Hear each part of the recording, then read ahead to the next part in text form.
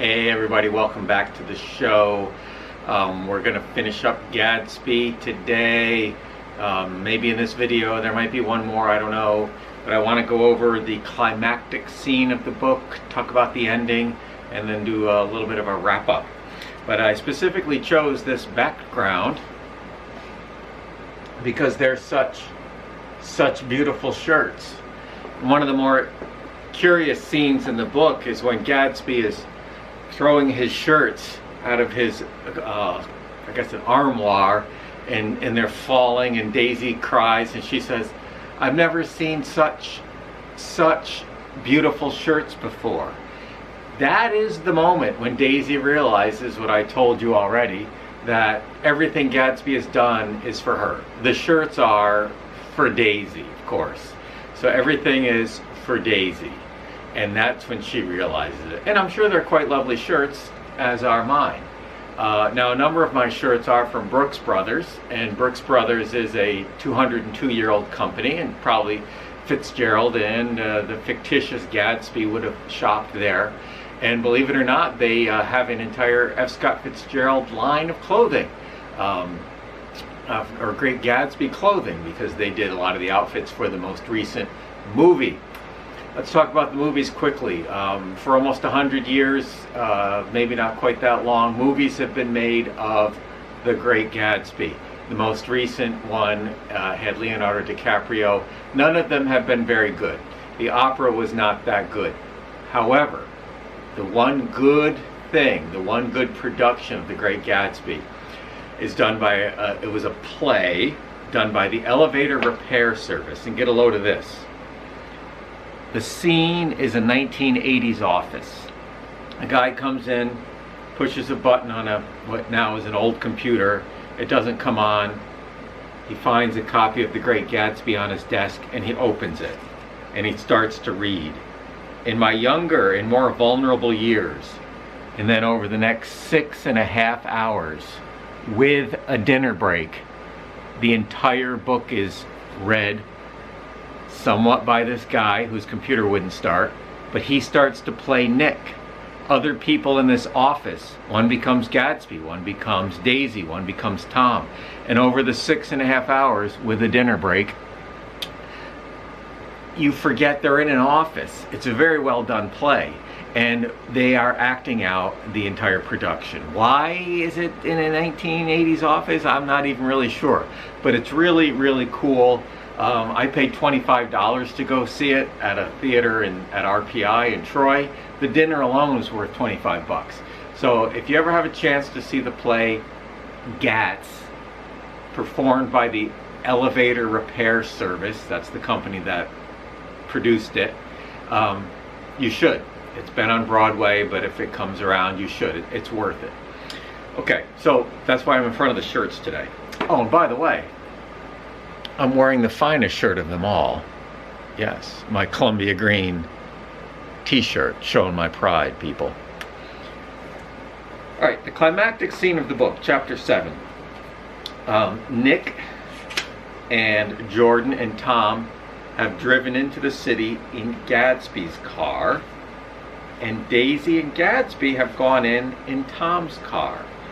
They got bored, so they decided to take some alcohol and go in and rent out a very nice suite in a hotel and drink and chat, but a fight ensues.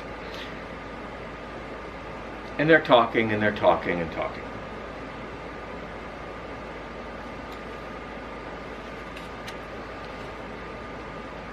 And of course, Tom, earlier in the afternoon, has realized that Gatsby and Daisy have a little something going on. Just about an hour earlier, Daisy looked across the room at Gatsby and said, "You always look so cool. You always look so cool." Just the way she said it, that dull, stupid little mind of Tom's clicked, and he realized it. So here they are in the hotel, and they're going to have it out. "Wait a minute," snapped Tom. "I want to ask Mr. Gatsby one more question." "Go on," Gatsby said politely. "What kind of row are you trying to cause in my house anyway? A row is a fight, an argument, a problem. They were out in the open at last, and Gatsby was content. Now Gatsby, in his deluded mind, thinks Daisy's going to leave Tom and run off with him. He isn't causing a row. Daisy looked desperately from one to the other. You're causing a row. Please have a little self-control. Self-control, repeated Tom incredulously. I suppose the latest thing is to sit back and let Mr. Nobody from Nowhere make love to your wife. Well, if that's the idea, you can count me out. Nowadays, people begin by sneering at family life and family institutions, and next they'll throw everything overboard and have intermarriage between black and white. Of course, Tom reveals his racism and, of course, his deep hypocrisy. He has had multiple affairs. Flushed with his impassioned gibberish, there's a good phrase for you, he saw himself standing alone on the last barrier of civilization. We're all white here, murmured Jordan. I know I'm not very popular. I don't give big parties. I suppose you have to make your house into a pigsty in order to have any friends in the modern world. Angry as I was, as we all were, I was tempted to laugh whenever he opened his mouth. The transition from libertine, a libertine is someone who has no rules or morals that govern their life, to prig. A prig is a moral snob. Young Goodman Brown was a prig at the end of the story. It was so complete. I've got something to tell you, old sport, began Gatsby, but Daisy guessed at his intention. Please don't, she interrupted helplessly. Please, let's all go home. Why don't we all go home? That's a good idea. I got up. Come on, Tom. Nobody wants a drink. I want to know what Mr. Gatsby has to tell me. Your wife doesn't love you, said Gatsby quietly. She's never loved you. She loves me. Na, na, na, na, na, na, na. Well, he doesn't say na, na, na, na, but you can almost hear it, like a kid. She doesn't love you. She only loves me. Poor simple Gatsby. You must be crazy, exclaimed Tom automatically. Gatsby sprang to his feet, vivid with excitement. She never loved you, do you hear? She only married you because I was poor and she was tired of waiting for me. It was all a terrible mistake, but in her heart she never loved anyone except me. At this point, Jordan and I tried to go. But Tom and Gatsby insisted with competitive firmness that we remain. They each think they're going to win the argument, and they want witnesses it. As though neither of them had anything to conceal, and it would be a privilege to partake vicariously in their emotions. Sit down, Daisy. Tom's voice groped unsuccessfully for the paternal note. What's been going on? I want to hear all about it. I told you what's been going on, said Gatsby. Going on for 5 years. And you didn't know. Tom turned to Daisy sharply. You've been seeing this fellow for 5 years? Not seeing, said Gatsby.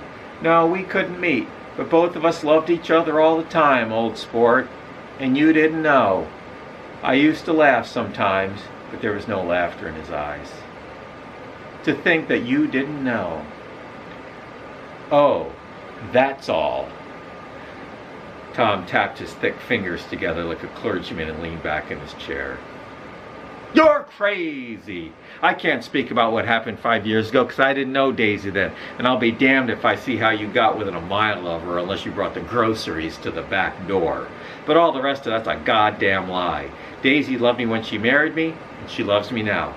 No, said Gatsby, shaking his head. She does, though. The terrible thing, the trouble is that sometimes she gets foolish ideas in her head and doesn't know what she's doing. He nodded sagely, wisely. That's irony, folks. And what's more, I love Daisy, too. Once in a while I go off on a spree and make a fool of myself. Yeah, spree. But I always come back, and in my heart I love her all the time. Oh, precious.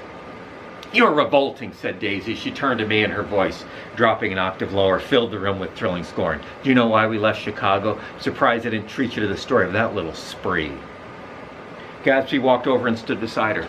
Daisy, that's all over now, he said earnestly. It doesn't matter anymore. Just tell him the truth, that you never loved him, and it's all wiped out forever. Yeah, just like erasing a board. It's all wiped out forever.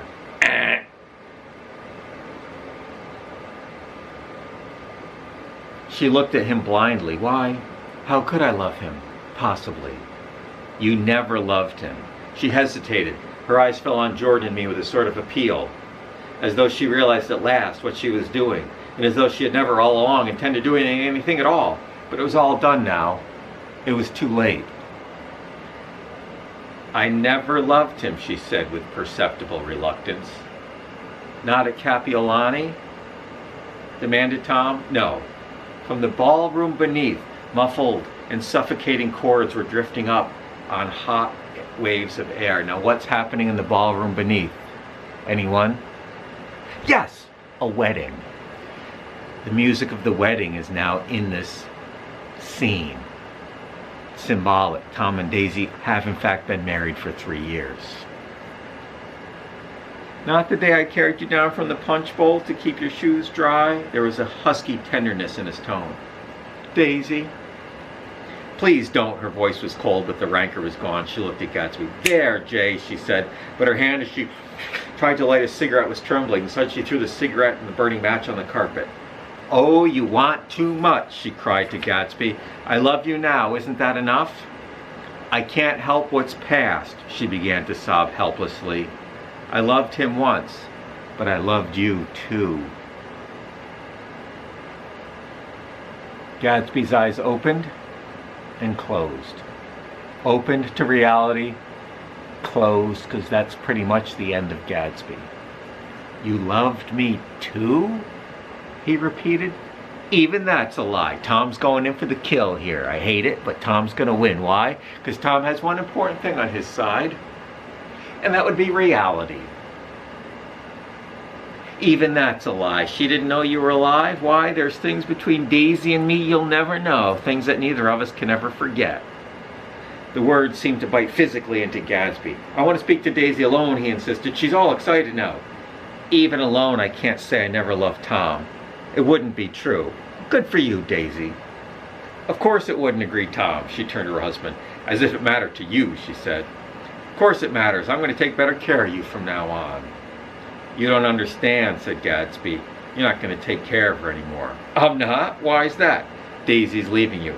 Nonsense. I am, though, she said with visible effort. She doesn't mean it. She's not leaving me, certainly not for a common swindler who'd have to steal a ring you put on her finger. And it degrades from there.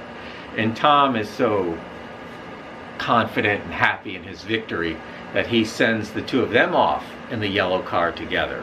He freaked out when they got in the blue car just an hour ago from this scene, and now he sends them off together. Why? He won. He won the fight. Yeah, go chat with each other now that your fantasy has been crushed by my reality. So that's really the scene. That's the climactic scene of the play, and unfortunately Gatsby's dream, delusion, whatever you want to call it, just smashes up against really reality. Yeah, people love more than one person in their life. Daisy loved Tom too. Gatsby can't conceive of that, but it's the way it is. It's the way it is. Then poor Myrtle gets run over on the way home. Daisy and Tom collude, make a plan. George Wilson is told by Tom, yeah, go see the Gatsby guy. Here's his address. It's his car that hit your wife. And then George Wilson goes and kills Gatsby. And Gatsby's dead. Mr. Gatz comes in from out of town for the funeral. Poor Mr. Gatz. And I really like him a lot. And then the book wraps up from there. So we're gonna wrap this video up right now because we're getting close to 15 minutes, which is the YouTube limit. And then we hopefully have one more, and we'll be done with The Great Gatsby.